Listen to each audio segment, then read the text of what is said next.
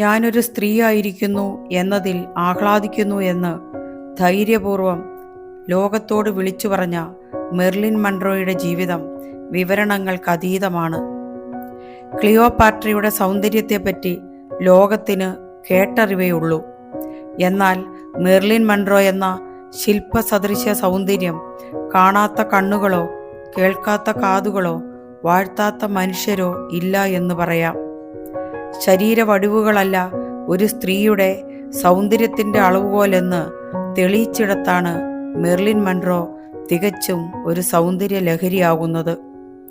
1950-60കളിൽ Hollywood സിനിമകൾ പ്രേക്ഷകർക്ക് സമ്മാനിച്ച സ്വപ്നതുല്യമായ ലോകത്തെ അപ്സരസായിരുന്നു മെർലിൻ. സൗന്ദര്യം മാത്രമായി ഒരാൾക്ക് പിടിച്ചു നിൽക്കാനാവില്ല.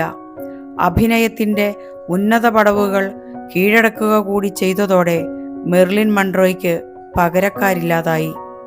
ഒരു കാലഘട്ടത്തെ മുഴുവൻ തൻ്റെ ഉയർന്നു പൊങ്ങിയ താരപ്പൊലിമയിൽ തളച്ചിടാൻ കഴിഞ്ഞ മെർലിൻ്റെ ജീവിതകഥയിൽ സൗരഭ്യങ്ങൾ അധികമില്ല എന്നതാണ് സത്യം.